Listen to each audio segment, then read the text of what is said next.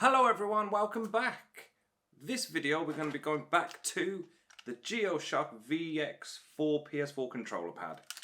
The reason being is because one of the subscribers which has made my day, Carnage 308, yes, it sounds like a wicked awesome like guitar pedal.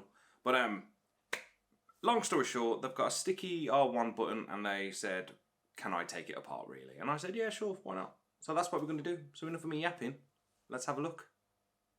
So what they said was the R1 button was a bit sticky. Right. Oh no, I forgot about that bit. Oh no, what have I done? Oh, what is that? What is that bit? Oh, fiddlesticks. Oh wow. So that's the inside of the controller pad. The R button was sticky. There's the D pad. Seriously, I'm not going to have a controller pad after this. So that's what the controller pad looks like. To be fair, it's quite a clean... I mean, I'm still not... I know a lot of controller pads will have dead zones in these, I think it's called, as one of the commenters was very adamant saying, yes, it's this, it's that. And I'm like, oh, okay. Just not a fan of it, to be fair. If I could change anything, it would be that. For me, the worst D-pad I've used because there's so much overlay, and I don't know if you can see that. That bit, you think that dip is fantastic, but the amount of surface the arrow keys have, tremendously not what I need. So yeah, that's the inside. As for the buttons, the R1s, that's L1, because that's where it sits, if I can put that back in the correct way somehow. So I would say if you've got a sticky R1, I genuinely don't know. I mean, I guess the question is, Mr. Carnage, or Miss Carnage, or them Carnage, can you still feel the button pressing? Because I would say, depending on how much you've used the controller, these areas here are most likely, just around where it joins, are most likely to get caked in dirt, or finger cheese, whatever you want to call it. And that's where they're going to stick. Failing that, that is quite flexible. I mean, it's a separate piece of plastic, to be fair, there.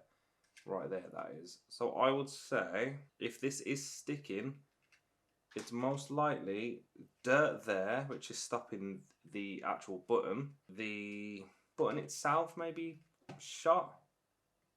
I mean, that's got a good bit of contact on it. I wouldn't have thought that's gone. I don't really know, to be honest, my man. I mean, process of elimination. Don't take it apart the way I did. But I would. I'm going to sneeze in a minute. That's not going to be very professional. I would say, Mr. Carnage, take the controller pad apart, clean this.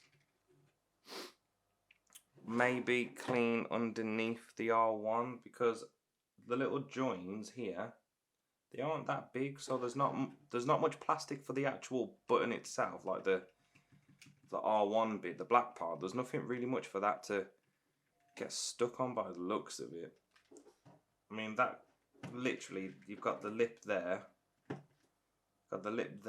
which goes under that side, then one that goes underneath the back, and then the other one goes underneath the front of the case, the controller pad. That's what I'm going with. I can't really see anything else wrong with it, to be honest, my man.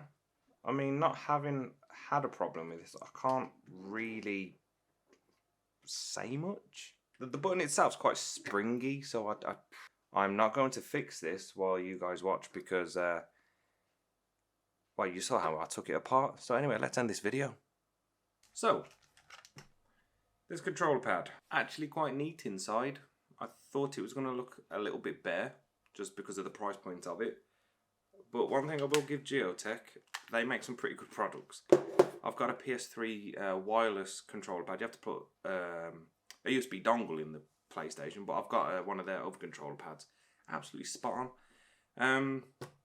But yeah, as for a sticky R1 button, I mean, there is a lot of travel. I don't know if you can see that there.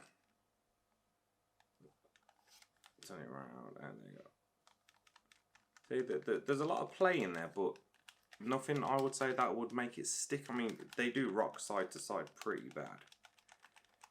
But nothing I can see that would make it stick unless it's been put together wrong, or there's a bit of dirt in there, a bit of grime, bit of grease, bit of oil sort of thing, you know, just generally from playing. That's why I always tell people, if you're playing video games, oh yes, nah.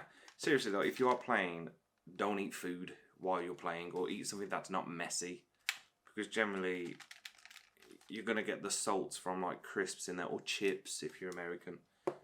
You're going to get the food in there. That's the inside of the VX4, and as you can see, I'm not very good at taking stuff apart.